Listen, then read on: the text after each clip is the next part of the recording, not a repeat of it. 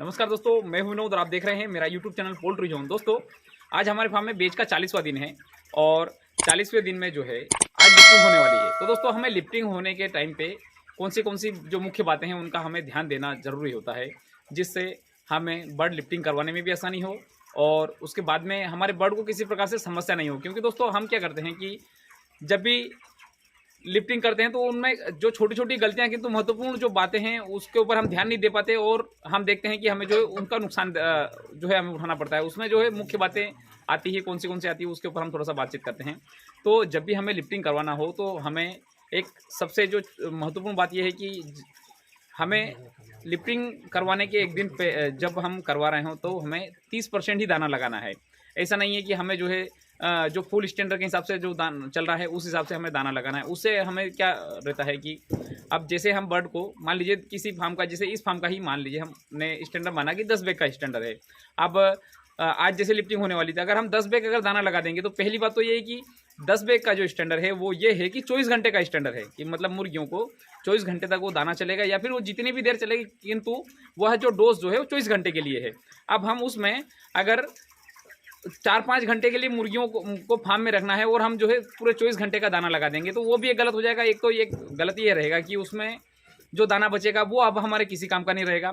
हो सक जैसे मान लीजिए अब इस फार्म में जैसे पूरी लिफ्टिंग आज होने का है, 7 टन या 7.5 टन की बुकिंग है तो 7.5 टन के आसपास इसमें माल भी भरा हुआ है। तो अगर पूरे बर्ड अगर लिफ्टिंग अगर हो गए तो फिर बचा हुआ दाना किस काम का? तो वो तो कंपनी को जो है वापस करेगी नहीं। दूसरा ये है कि वो ज़्यादा समय दाना रखने से भी कोई फ़ायदा नहीं, क्योंकि दाना जो है ख़राब हो जाता है। ज़्यादा समय अगर हम रखेंगे दाना तो ख़राब हो जाएगा। तो वो जो दाना बचा हमारा वो एक ख़राब हो गया। और एक दूसरा जो मुख्य कारण एक ये भी है कि अगर बर्ड को हम जैसे लिफ्टिंग हो रही है और हम उसके 5-6 घंटे पहले अगर हम दाना दे रहे हैं तो दाना तो खा लेगा, किंतु हैंड टू हैंड वजन थोड़ी हमें दे देगा। वजन देने की भी कुछ प्रोसेस होती है। तो उस कंडीशन में हमें देखने को मिलेगा कि दाना तो हमारा खा गया बर्ड, किंतु हमें जितना हमें वजन चाहिए उतना वजन भी हमें नहीं देता। तो ये एक जो छोटी बातें हैं किंतु हमें महत्वपूर्ण बातें हमें ध्यान देना चाहिए। अब दोस्तों, उसके साथ में एक और चीज़ ये कि जब भी लिफ्टिंग करवा रहे हों, चाहे इंटीग्रेशन फार्मिंग करें, चाहे हम कॉन्ट्रैक्ट फार्मिंग जो है हम प्राइवेट फार्मिंग करें, दोनों में ये चीज़ें जो है बहुत ही महत्वपूर्ण होती है कि हमें लिफ्टिंग करवाने से पहले जो है दाना, जैसे मान लीजिए दिन का समय है, अभी जो है मौसम ठंडी का चल रहा है, अगर हम दिन में भी दाना डाल देंगे तो बर्ड को कोई प्रॉब्लम नहीं है। तो जैसे मान लीजिए रात के 11 बजे अगर गाड़ी अगर लग रही है आपके फार्म पे, तो आप दाना जो है उसको 2 या 3 बजे ही दे दीजिए, क्योंकि बर्ड जो उनकी टेंडेंसी क्या रहती है, वो जो है बर्ड क्रॉप बना लेता है। अब बर्ड जो है मैं थोड़ा सा आपको दिखाना चाहूँगा दोस्तों, ये देखिए, ये जो है इस प्रकार से जो क्रॉप बना लेगा, तो ये क्रॉप बना लेगा तो पहले से तो मार्केट में थोड़ा सिचुएशन चल रहा है, मतलब इतनी आसानी से माल की डिमांड नहीं है। एक्चुअली मार्केट में माल ज़्यादा रुकने के कारण जो है साइज ज़्यादा हो गया है मुर्गियों का, तो उसके कारण जो है इतनी जल्दी लोगों के फार्म खाली नहीं हो पा रहे हैं। तो जो देखने को जो समस्या मिल रही है कि बर्ड जो है क्रॉप बना लेता है, तो उसके कारण ट्रेडर लोग जो है रात में परेशान करते हैं कि हमें जो है दाना खाया हुआ बर्ड हमें नहीं लेना है, इतना तो हमें और कहीं दूसरी जगह पे, क्योंकि अभी मार्केट में हर जगह माल भरपूर है। तो उसके कारण जो है लिफ्टिंग में प्रॉब्लम आती है, चाहे हम कॉन्ट्रैक्ट भी फार्मिंग करें या फिर हम प्राइवेट फार्मिंग करें, दोनों में ये सिचुएशन होती ही है। तो क्योंकि उससे कोई मतलब थोड़ी कि आप कौन सी फार्मिंग कर रहे हैं, किंतु फार्म पे मुर्गा जो है अगर दाना अगर खा लेता है, और जब भी ट्रेडर लोग जो आते हैं तो वो क्या करेंगे, जिसमें जो बर्ड ज़्यादा दाना खाया हुआ रहेगा उसको ही उठाएंगे, जो बर्ड कम दाना खाया हुआ उसको नहीं उठाएंगे, उसको नहीं काउंट करेंगे, उसकी फ़ोटो खींचेंगे और ऊपर किसी को भी सेल्स वगैरह किसी को भी वो भेजेंगे। तो इससे जो है होता कुछ नहीं, किंतु एक फार्म की वैल्यू ख़राब होती है, फार्मर का भी जो है नाम ख़राब होता है और मैनेजर और इनकी नज़रों में भी थोड़ी सी प्रॉब्लम होती है। तो मतलब ये चीज़ें जो छोटी है किंतु एक समझने लायक है और हमें इसके ऊपर काम करना चाहिए। बस छोटी-छोटी बातें हैं जो हमें ध्यान रखना चाहिए।